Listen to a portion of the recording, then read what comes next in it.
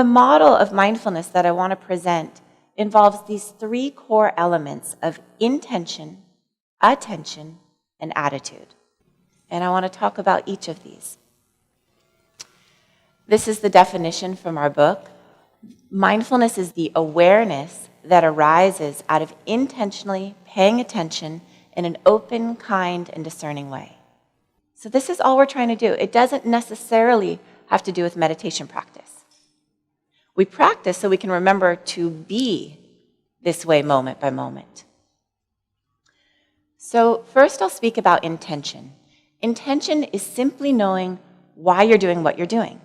What is your aspiration, your vision, your personal goal? Intention really sets the compass of our heart. It says, this is the direction I want to go in. Not necessarily I must get there, but this is the direction I want to head. It's not a destination. It's not goal-oriented. We're not striving to get a certain place. We're just setting the compass of our heart. John Kabat-Zinn says, your intentions set the stage for what is possible. They remind you from moment to moment of why you are practicing. He says, I used to think meditation practice was so powerful that as long as you did it at all, you would see growth and change. But time has taught me that some kind of personal vision is necessary. I'll give you a very simple example that happened last year. I was teaching in Europe for 2 weeks, and it was the longest I'd been away from my little boy, Jackson. And as I was flying home, I was having all these feelings of guilt, right? He was 7 at the time, and I felt like it was too long to have been away, and should I have done this, and it was wrong, and I realized guilt wasn't really helping. So I made a very clear intention. When I get home, I just want to be with my son, and I want him to know Mom's home, and that I love him, and he's safe. And that's it. I'm not going to check email. I'm not going to check my mail. I'm really going to focus. I was getting home on a Friday night, and I figured Saturday we were going to spend the entire day together, and that was it. And we were going to go to the beach. So we woke up the next morning, and I start packing up for the beach and making the perfect lunch and the perfect picnic and getting all his stuff and really excited to show him how much I love him. And he, in the meantime, was like, hey, Mom, come look at this. Hey, Mom. And I was like, okay, just a second. Still doing my thing. Yeah, this isn't going to turn out well. And so we're starting to go get ready to the beach, and I'm like, hey, Jackson, let's go. And he's like, I don't really want to go to the beach. I was like, honey, come on. It's beautiful. It's sunny. We're going to the beach.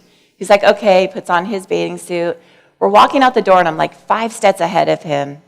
And I get to the car, and I look back, and he's sitting down on our front porch. And I'm like, Jackson. And I feel that kind of contraction in my body, a little bit of impatience. And he's just sitting there. And I start noticing the tension in my body of I have an agenda and I have a plan. It's going to be wonderful. Luckily, I'd been teaching mindfulness for the past 2 weeks straight. So I had this moment of awareness, and I reflected, what's my intention? Oh yeah, I just want him to know that I love him and that I'm home.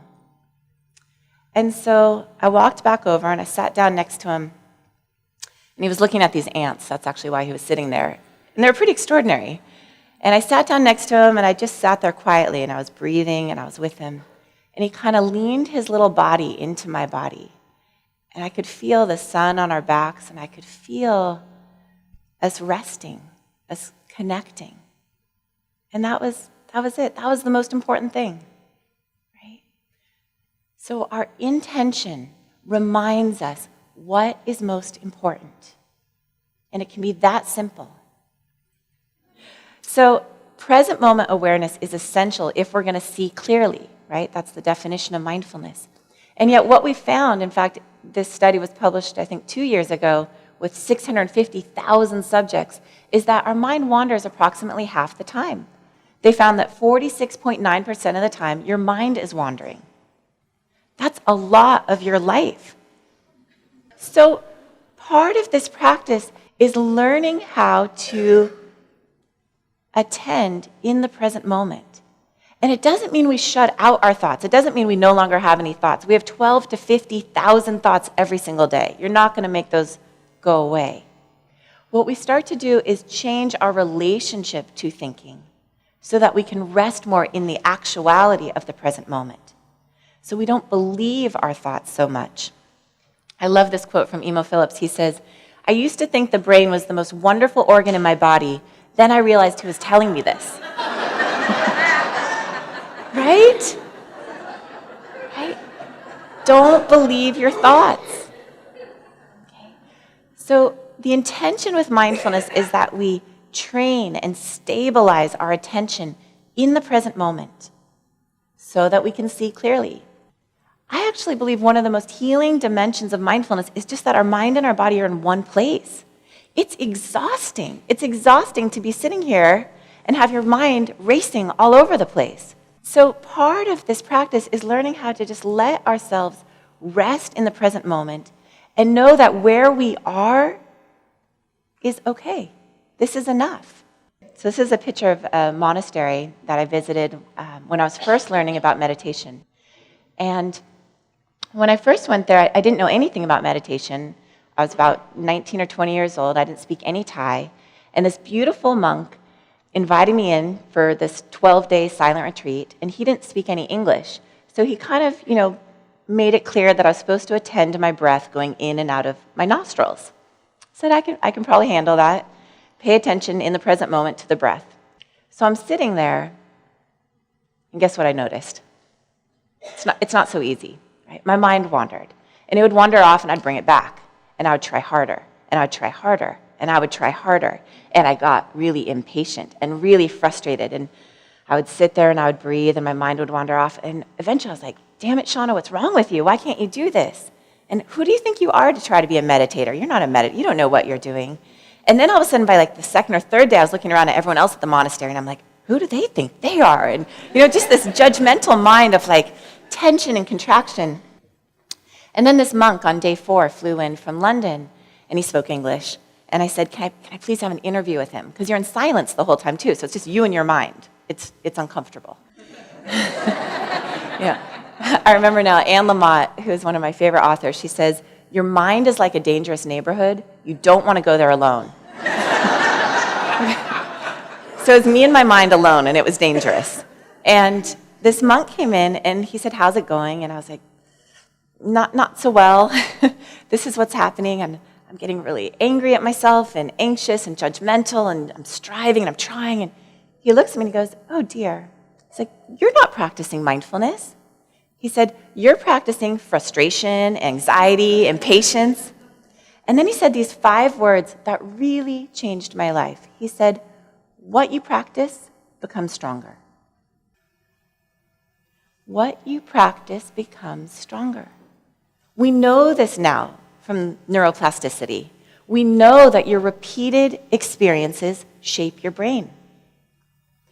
What he said was that when you practice paying attention, how you practice is important. Your attitude. Are you paying attention with acceptance, with openness, with curiosity? What does it feel like to be hot or to have your mind wander off? With kindness, with gentleness, with warmth, with a sense of trust. This is what's happening right now, and it's okay, because it's just what's happening. I might not like it, but it's already happening, so can I be present with it and kind?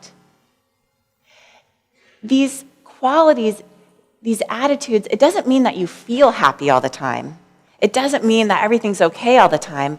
What it means is that you have this big pot of experience, and that whatever is arising, you're holding with kindness. You're holding your fear with kindness. You're holding your sadness with kindness and with curiosity. You're interested in your own experience. You're interested in what it feels like to be alive. Sometimes I think of it as like I'm my own parent, and like my little Shauna's coming to me and saying like, "I'm really angry right now." And I'm like, "Tell me about it. What's going on?" Right? I'm not trying to make it go away. I'm not trying to tell her she needs to feel happy and joyful all the time, but I'm holding it with kindness, and it's okay. With my patients, there's a way in which whatever they bring into the room is absolutely okay. It's absolutely okay. I first have to get there with myself, though. I first have to allow myself to be absolutely okay with however I'm feeling. This is just what I'm feeling right now. This is just what's happening right now. And it's okay. And I can be with it.